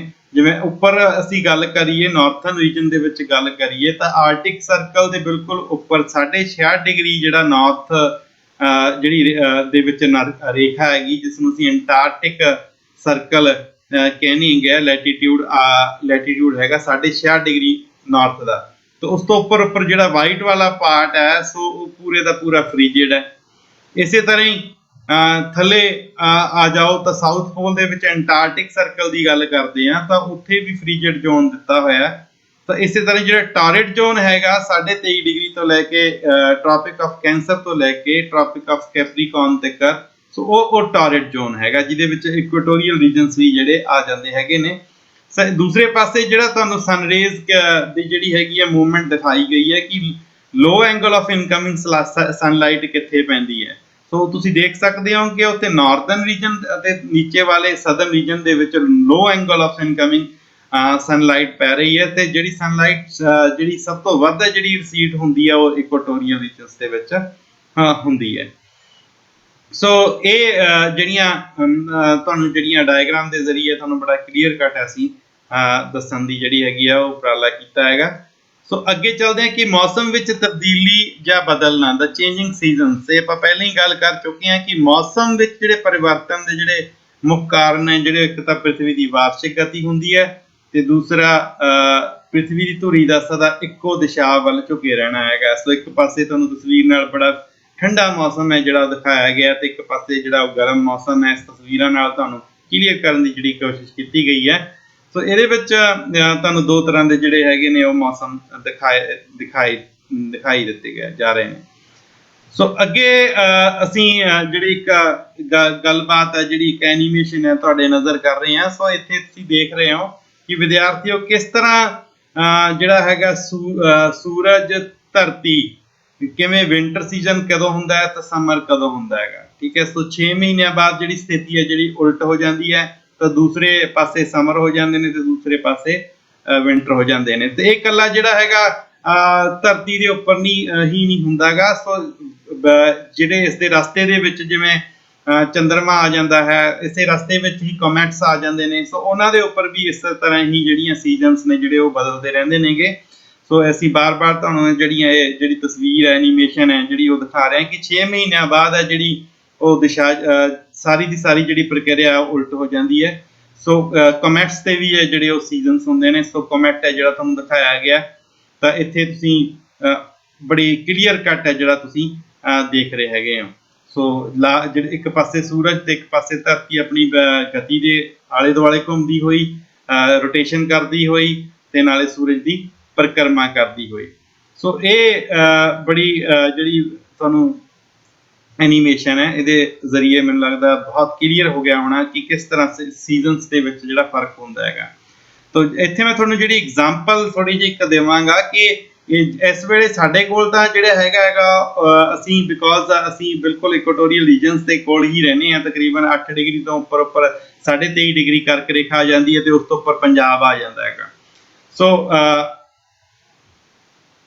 ਪਰ ਜਿਹੜੇ ਇਸੇ ਵੇਲੇ ਇਸੇ ਸੀਜ਼ਨਸ 'ਚ ਅੱਜ ਗੱਲ ਕਰੀਏ ਤਾਂ ਹੁਣ ਇਸ ਵੇਲੇ ਅਮਰੀਕਾ ਦੀ ਗੱਲ ਕਰੀਏ, ਨਾਰਥ ਅਮਰੀਕਾ ਦੀ ਗੱਲ ਕਰੀਏ ਜਾਂ ਕੈਨੇਡਾ ਦੀ ਗੱਲ ਕਰੀਏ, ਤਾਂ ਉਹ ਉਸ ਪਾਸੇ ਜਿਹੜੀ ਹੁਣ ਉਹ ਜਿਹੜੀ ਉਹ ਠੰਡੇ ਇਲਾਕੇ ਹੋਣਗੇ, ਉਸ ਪਾਸੇ ਜਿਹੜੀ ਹੈਗੀ ਹੁਣ ਠੰਡ ਹੈ ਜਿਹੜੀ ਉਹ ਸ਼ੁਰੂ ਹੋ ਗਈ ਹੈ, ਬਿਕੋਜ਼ ਉਹ ਬਿਲਕੁਲ ਸਾਡੇ ਜਿਹੜੇ ਸਥਿਤੀ ਤੋਂ ਬਿਲਕੁਲ ਉੱਪਰ ਚਲੇ ਗਏ। ਸੋ ਇਸ ਕਰਕੇ ਸੰਸਾਰ ਦੇ ਵੱਖੋ ਵੱਖਰੇ ਸਥਾਨਾਂ ਦੇ ਵਿੱਚ ਜਿਹੜੀਆਂ ਸਥਿਤੀਆਂ ਨੇ ਦੇ ਮੁਤਾਬਕ ਹੈ ਜਿਹੜਾ ਉੱਥੇ ਸੀਜ਼ਨਸ ਵੀ ਤੇ ਉੱਥੇ ਦਿਨ ਰਾਤਾਂ ਦਾ ਵੀ ਫਰਕ ਹੈ। ਸੋ ਇਹ ਡਿਪੈਂਡ ਕਰਦਾ ਹੈਗਾ। ਸੋ ਮੈਨੂੰ ਲੱਗਦਾ ਇਸ ਐਨੀਮੇਸ਼ਨ ਦੇ ਨਾਲ ਤੁਹਾਨੂੰ ਬਿਲਕੁਲ ਕਲੀਅਰ ਹੋ ਗਿਆ ਹੋਵੇਗਾ। ਸੋ ਅੱਗੇ ਚੱਲਦੇ ਹਾਂ ਵਿਦਿਆਰਥੀਓ 21 ਜੂਨ ਦੀ ਸਥਿਤੀ ਨੂੰ ਲੈ ਕੇ। ਸੋ 21 ਜੂਨ ਕਿਆ ਹੁੰਦਾ ਹੈ ਅਤੇ ਦੱਖਣੀ ਧਰੁਵ ਇਸ ਤੋਂ ਪਰੇ ਹੁੰਦਾ ਹੈ, ਤੇ ਉੱਤਰੀ ਧਰੁਵ ਉੱਤੇ ਸੂਰਜ ਦੀਆਂ ਕਿਰਨਾਂ ਪੈਂਦੀਆਂ ਨੇ ਅਤੇ ਉੱਤਰੀ ਅਰਧਗੋਲੇ ਵਿੱਚ ਦਿਨ ਵੱਡੇ ਅਤੇ ਰਾਤਾਂ ਛੋਟੀਆਂ ਹੁੰਦੀਆਂ ਨੇ। ਇਹ ਡਾਇਗਰਾਮ ਹੈਗੀ ਹੈ, ਤੁਸੀਂ ਦੁਬਾਰਾ ਵੀ ਦੇਖ ਸਕਦੇ ਹੋ। ਵੈਸੇ ਅਸੀਂ ਜਦੋਂ ਸਟਾਰਟਿੰਗ ਕੀਤਾ ਸੀਗਾ ਉਦੋਂ ਤੁਹਾਨੂੰ ਇੱਕ ਵੱਡੀ ਡਾਇਗਰਾਮ ਦੇ ਵਿੱਚ ਸਾਰਾ ਹੀ ਜਿਹੜਾ ਕਲੀਅਰ ਕੀਤਾ, ਸਾਰੀਆਂ ਜਿਹੜੀਆਂ ਚੀਜ਼ਾਂ ਹੈ ਜਿਹੜੀਆਂ ਉਹ ਕਲੀਅਰ ਕਰ ਦਿੱਤੀਆਂ ਹੈਗੀਆਂ ਸੀਗੀਆਂ। ਇਸੇ ਤਰ੍ਹਾਂ ਹੀ 23 ਸਤੰਬਰ ਵਾਲੀ ਸਥਿਤੀ ਵੀ ਅਸੀਂ ਪਹਿਲਾਂ ਕਲੀਅਰ ਕਰ ਚੁੱਕੇ ਹਾਂ ਕਿ ਜੂਨ ਤੋਂ 3 ਮਹੀਨੇ ਬਾਅਦ ਤੇ ਜਿਹੜਾ ਹੈਗਾ ਸੂਰਜ ਵੱਲੋਂ ਝੁਕਿਆ ਹੋਇਆ ਹੁੰਦਾ 23 ਸਤੰਬਰ ਨੂੰ ਧਰੁਵ ਤੇ ਇਸ ਦਿਨ 12 ਘੰਟੇ ਦਾ ਦਿਨ ਅਤੇ 12 ਘੰਟੇ ਦੀ ਰਾਤ ਹੁੰਦੀ ਹੈ, ਠੀਕ ਹੈ। ਇਸ ਨੂੰ ਸੈਪਟੈਂਬਰ ਇਕਨੋਕਸ ਕਹਿੰਦੇ ਹੈਗੇ ਆ, ਤੇ ਇਸ ਨੂੰ ਉੱਤਰੀ ਅਰਧਗੋਲੇ ਵਿੱਚ ਪਤਝੜੀ ਇਕਨੋਕਸ ਵੀ ਜਾਂ ਆਟਮਨ ਇਕਨੋਕਸ ਵੀ ਕਿਹਾ ਜਾਂਦਾ ਹੈ, ਤੇ ਦੱਖਣੀ ਅਰਧਗੋਲੇ ਵਿੱਚ ਇਸ ਨੂੰ ਵਰਨਲ ਇਕਨੋਕਸ ਵਜੋਂ ਅਸੀਂ ਜਾਣਿਆ ਜਾਂਦਾ ਹੈਗਾ। ਸੋ ਇੱਥੇ ਤੁਸੀਂ ਡਾਇਗਰਾਮ ਦੇ ਜ਼ਰੀਏ ਦੇਖ ਸਕਦੇ ਹੋ ਕਿ ਸੈਪਟੈਂਬਰ ਇਕਨੋਕਸ ਦਿਨ ਅਤੇ ਰਾਤ ਜਦੋਂ ਵਿਚਕਾਰ ਸਾਰੇ ਪੂਰੇ ਜਿਹੜੇ ਇੱਕ ਹੈਮੀਸਫੀਅਰ ਦੇ ਵਿੱਚ ਦਿਨ ਅਤੇ ਰਾਤ ਹੈ ਜਿਹੜਾ ਉਹ ਬਰਾਬਰ ਹੀ ਹੋ ਜਾਂਦੇ ਹੈਗੇ। ਉਸ ਤੋਂ ਬਾਅਦ ਅਸੀਂ 22 ਦਸੰਬਰ ਦੀ ਸਥਿਤੀ ਦੀ ਗੱਲ ਕਰਦੇ ਹਾਂ। 22 ਸਤੰਬਰ ਦੀ ਜਿਹੜੀ ਸਥਿਤੀ ਹੈ, ਸੋ ਇਹਦੇ ਵਿੱਚ ਵਿਦਿਆਰਥੀਓ ਦੱਖਣੀ ਧਰੁਵ ਸੂਰਜ ਵੱਲ ਝੁਕਿਆ ਹੁੰਦਾ ਹੈ ਤੇ ਧਰਤੀ ਦਾ ਜਿਹੜਾ ਹੈਗਾ ਸੋ ਅਤੇ ਉੱਤਰੀ ਧਰੁਵ ਸੂਰਜ ਤੋਂ ਪਰੇ ਹੁੰਦਾ ਹੈ। ਤਾਂ ਮੱਕਰ ਰੇਖਾ ਉੱਤੇ ਸੂਰਜ ਦੀਆਂ ਮੱਕਰ ਰੇਖਾ ਵੀ 23.5 ਡਿਗਰੀ ਦੀ ਹੁੰਦੀ ਹੈ, ਪਰ ਉਹ ਦੱਖਣੀ ਧਰੁਵ 'ਚ ਹੁੰਦੀ ਹੈ। ਇਸੇ ਤਰ੍ਹਾਂ ਹੀ ਜਿਹੜੀ ਕਰਕ ਰੇਖਾ ਉਹ ਵੀ 23.5 ਡਿਗਰੀ ਦੀ ਹੁੰਦੀ ਹੈ। 23.5 ਡਿਗਰੀ ਅਕਸ਼ਾਂਸ਼ ਦਾ ਹੁੰਦਾ ਹੈ, ਪਰ ਉਹ ਉੱਤਰੀ ਧਰੁਵ ਦੇ ਵਿੱਚ ਹੁੰਦੀ ਹੈ। ਸੋ ਇੱਥੇ ਜਿਹੜੀਆਂ ਕਿਰਨਾਂ ਸਿੱਧੀਆਂ ਪੈਂਦੀਆਂ ਨੇ, ਇਸ ਲਈ ਦੱਖਣੀ ਹਿੱਸੇ ਵਿੱਚ ਲੰਬੇ ਦਿਨ ਅਤੇ ਰਾਤਾਂ ਛੋਟੀਆਂ ਹੁੰਦੀਆਂ ਨੇ ਅਤੇ ਗਰਮੀ ਦੀ ਰੁੱਤ ਹੈ ਜਿਹੜੀ ਉਹ ਹੋਣੀ ਸ਼ੁਰੂ ਹੋ ਜਾਂਦੀ ਹੈ। ਇਸ ਡਾਇਗਰਾਮ ਦੇ ਜ਼ਰੀਏ ਤੁਸੀਂ ਬੜਾ ਕਲੀਅਰ ਜਿਹੜਾ ਹੈਗਾ ਉਹ ਕਰ ਸਕਦੇ ਹੈਗੇ। ਇਸੇ ਤਰ੍ਹਾਂ ਹੀ 21 ਮਾਰਚ ਦੀ ਸਥਿਤੀ ਦੀ ਗੱਲ ਹੁੰਦੀ ਹੈ, ਉਸ ਨੂੰ ਮਾਰਚ ਇਕਨੋਕਸ ਕਹਿੰਦੇ ਆ। ਤਾਂ 21 ਮਾਰਚ ਨੂੰ ਭੂ-ਮੱਧ ਰੇਖਾ ਤੇ ਸੂਰਜ ਦੀਆਂ ਕਿਰਨਾਂ ਬਿਲਕੁਲ ਸਿੱਧੀਆਂ ਪੈਂਦੀਆਂ ਹਨ ਤੇ ਇਸ ਨੂੰ ਮਾਰਚ ਇਕਨੋਕਸ ਕਿਹਾ ਜਾਂਦਾ ਹੈ। ਤੇ ਇਸ ਸਮੇਂ ਪ੍ਰਿਥਵੀ ਅਤੇ ਸੂਰਜ ਦੀ ਸਥਿਤੀ ਹੈ ਜਿਹੜੀ ਬਿਲਕੁਲ 23 ਸਤੰਬਰ ਦੀ ਜਿਹੀ ਹੁੰਦੀ ਹੈ ਤੇ ਇਸ ਦਿਨ ਅਤੇ ਰਾਤ ਹੈ ਜਿਹੜੇ ਉਹ ਬਰਾਬਰ ਹੁੰਦੇ ਨੇ। ਇਸ ਨੂੰ ਉੱਤਰੀ ਅਰਧ ਗੋਲੇ ਵਿੱਚ ਬਹਾਰ ਦੀ ਰੁੱਤ ਅਤੇ ਦੱਖਣੀ ਅਰਧ ਗੋਲੇ ਵਿੱਚ ਪਤਝੜ ਦੀ ਰੁੱਤ ਵਜੋਂ ਜਾਣਿਆ ਜਾਂਦਾ ਹੈ। ਸੋ ਇਸ ਤਰ੍ਹਾਂ 21 ਮਾਰਚ ਅਤੇ 23 ਸਤੰਬਰ ਨੂੰ ਦਿਨ ਅਤੇ ਰਾਤ ਵੀ ਬਰਾਬਰ ਹੁੰਦੇ ਨੇ। ਸੋ ਇਹ ਇੱਕ ਤਾਂ ਸੈਪਟੈਂਬਰ ਦੀ ਗੱਲ ਕੀਤੀ ਸੀ ਕੀਤੀ ਸੀਗੀ ਤੇ ਇੱਕ ਆਪਾਂ 21 ਮਾਰਚ ਦੀ ਗੱਲ ਕਰਦੇ ਹੈਗੇ ਆ। ਸੋ ਦੋਨਾਂ ਨੂੰ ਜਿਹੜੇ ਹੈਗੇ ਆ ਦਿਨ ਰਾਤ ਹੈ ਜਿਹੜੇ ਉਹ ਬਰਾਬਰ ਹੋ ਜਾਂਦੇ ਨੇ। ਇਸ ਕਰਕੇ 21 ਮਾਰਚ ਵਾਲਾ ਵੀ ਜਿਹੜਾ ਇਕਨੋਕਸ ਹੁੰਦਾ, ਠੀਕ ਹੈ। ਸੋ ਇਸੇ ਤਰ੍ਹਾਂ ਹੀ 23 ਸੈਪਟੈਂਬਰ ਨੂੰ ਹੈ ਜਿਹੜਾ ਉਹ ਮਾਰਚ ਇਕਨੋਕਸ ਹੋ ਗਿਆ, ਇੱਕ ਸੈਪਟੈਂਬਰ ਇਕਨੋਕਸ ਹੋ ਗਿਆ। ਸੋ ਇਹ ਡਾਇਗਰਾਮ ਦੇ ਵਿੱਚ ਤੁਹਾਨੂੰ ਜਿਹੜਾ ਉਹ ਕਲੀਅਰ ਕੱਟ ਦਿਖਾਇਆ ਹੈਗਾ। ਸੋ ਇਸੇ ਦੇ ਨਾਲ ਹੀ ਜਿਹੜਾ ਅੱਜ ਦਾ ਜਿਹੜਾ ਹੈਗਾ ਬੜੇ ਅਸੀਂ ਗੱਲਬਾਤ ਕੀਤੀ ਹੈ ਜਿਹੜੀ ਤੁਹਾਨੂੰ ਮੈਨੂੰ ਲੱਗਦਾ ਇਸ ਜ਼ਰੀਏ ਤੁਹਾਨੂੰ ਸਮਝ ਆ ਗਿਆ ਹੋਏਗਾ ਕਿ ਅੱਜ ਅਸੀਂ ਕਿਹੜੀਆਂ ਗੱਲਾਂ ਬਾਤਾਂ ਜਿਹੜੀਆਂ ਉਹ ਕੀਤੀਆਂ ਹੈਗੀਆਂ ਨੇਗੀਆਂ। ਸੋ ਇਸ ਦੇ ਜ਼ਰੀਏ ਮੈਨੂੰ ਲੱਗਦਾ ਹੈ ਵਾਰਸ਼ਿਕ ਗਤੀ ਤੁਹਾਨੂੰ ਸਟੂਡੈਂਟਸ ਨੂੰ ਬੜੀ ਕਲੀਅਰ ਹੋ ਗਈ ਹੋਣੀ ਹੈ। ਸੋ ਹੁਣ ਮੈਂ ਜਿਹੜਾ ਹੈਗਾ ਮੇਰੇ ਸਾਥੀ ਤਜਿੰਦਰ ਸਿੰਘ ਜੀ ਨੂੰ ਬੇਨਤੀ ਕਰਾਂਗੇ ਕਿ ਵਿਦਿਆਰਥੀਆਂ ਦੇ ਜੋ ਪ੍ਰਸ਼ਨ ਆਏ ਨੇ ਕੁਝ ਜੇ ਤਾਂ ਉਹਨਾਂ ਦੇ ਜਵਾਬ ਦੇ ਨਹੀਂ ਸਕਦੇ ਆਪਾਂ ਤਾਂ ਉਹ ਜ਼ਰੂਰ ਅਸੀਂ ਦੇਣ ਦੀ ਕਿਰਪਾਲਤਾ ਕੀਤੀ ਜਾਵੇ। So Tajinder sir. Thank you very much Yadvinder sir. Yadvinder sir ने बढ़िया खूबसूरत एनीमेशन यूज करके ਬੱਚਿਆਂ ਨੂੰ ਧਰਤੀ ਦੀ ਜਿਹੜੀ ਵਾਰਸ਼ਿਕ ਗਤੀ ਹੈ ਉਹਦੇ ਬਾਰੇ ਚੰਗੀ ਤਰ੍ਹਾਂ ਸਮਝਾਇਆ ਆ। ਮੋਟੀਆਂ ਗੱਲਾਂ ਜਿਹੜੀਆਂ ਉਹ ਦੁਬਾਰਾ ਕਰ ਲੈਂਦੇ ਇੱਕ ਵਾਰੀ ਨਟਸ਼ਲ ਦੇ ਵਿੱਚ ਉਹਦਾ ਰੀਕੈਪਚੁਲੇਸ਼ਨ ਕਿ ਧਰਤੀ ਸੂਰਜ ਦੇ ਦੁਆਲੇ ਆਪਣਾ ਚੱਕਰ ਜਿਹੜਾ ਹੈ ਉਹ 365 ਸਹੀ 1/4 ਦਿਨਾਂ ਦੇ ਵਿੱਚ ਪੂਰਾ ਕਰਦੀ ਹੈ। ਯਾਨੀ ਕਿ 365 ਦਿਨ ਔਰ 6 ਘੰਟੇ, ਉਹ 6 ਘੰਟੇ 6 ਚੌਕਾ 24, ਉਹ ਇੱਕ ਦਿਨ ਜਿਹੜਾ ਹੈ ਪੂਰਾ 24 ਘੰਟੇ ਜਿਹੜੇ ਉਸ ਲੀਪ ਦੇ ਹਿਸਾਬ ਨਾਲ ਜੋੜ ਲੈਂਦੇ ਆ। ਪਹਿਲੀ ਗੱਲ। ਦੂਸਰੀ ਗੱਲ ਕਿ ਧਰਤੀ ਦੀ ਜਿਹੜੀ ਸੂਰਜ ਤੋਂ ਦੂਰੀ ਹੁੰਦੀ ਹੈ ਉਹ ਜੁਲਾਈ ਦੇ ਵਿੱਚ ਜਿਹੜੀ ਆ ਉਹ ਧਰਤੀ ਜਿਹੜੀ ਹੈ ਉਹ ਸੂਰਜ ਦੇ ਨਜ਼ਦੀਕ ਹੁੰਦੀ ਹੈ ਔਰ ਜਨਵਰੀ ਦੇ ਵਿੱਚ ਜਿਹੜੀ ਆ ਉਹ ਪੈਰੀਹੀਲੀਅਨ ਦੀ ਪੋਜੀਸ਼ਨ ਹੈ ਔਰ ਜੁਲਾਈ ਦੇ ਵਿੱਚ ਜਿਹੜੀ ਆ ਐਪੀਹੀਲੀਅਨ ਦੀ ਪੋਜੀਸ਼ਨ ਹੈਗੀ ਆ। ਪਰ ਧਰਤੀ ਜਿਹੜੀ ਹੈ ਜੁਲਾਈ ਦੇ ਵਿੱਚ ਸੂਰਜ ਦੇ ਨੇੜੇ ਹੋਣ ਦੇ ਬਾਵਜੂਦ ਵੀ ਤੁਸੀਂ ਦੇਖੋ ਕਿ ਜਿਹੜਾ ਅਸਰ ਹੈ ਨਾਰਥਰਨ ਹੈਮੀਸਫੀਅਰ ਦੇ ਵਿੱਚ ਉਹ ਗਰਮੀ ਪੈ ਰਹੀ ਹੁੰਦੀ ਹੈ ਉਸ ਟਾਈਮ ਦੇ ਉੱਪਰ। ਸਦਰਨ ਹੈਮੀਸਫੀਅਰ ਚ ਦੱਖਣੀ ਅਰਧ ਗੋਲੇ ਦੇ ਵਿੱਚ ਪਾਣੀ ਜ਼ਿਆਦਾ ਹੋਣ ਕਰਕੇ ਉਹਦਾ ਅਸਰ ਜਿਹੜਾ ਆ ਪੈਰੀਹੀਲੀਅਨ ਦਾ ਉਹ ਘੱਟ ਹੁੰਦਾ ਹੈ।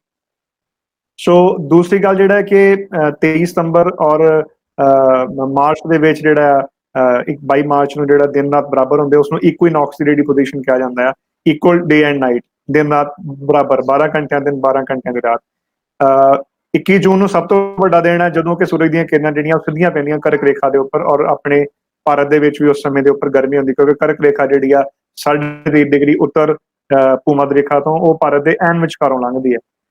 ਔਰ 22 ਦਸੰਬਰ ਨੂੰ ਜਿਹੜਾ ਆ ਸੂਰਜ ਦੀਆਂ ਕਿਰਨਾਂ ਸਿੱਧੀਆਂ ਹੁੰਦੀਆਂ ਮਕਰ ਰੇਖਾ ਦੇ ਉੱਪਰ directly overhead over tropic of Capricorn. ਉਸ ਸਮੇਂ ਆਸਟ੍ਰੇਲੀਆ ਦੇ ਵਿੱਚ ਗਰਮੀ ਹੁੰਦੀ ਹੈ ਪਰ ਭਾਰਤ 'ਚ ਉਸ ਸਮੇਂ ਦੇ ਉੱਪਰ ਸਰਦੀ ਹੁੰਦੀ ਹੈ।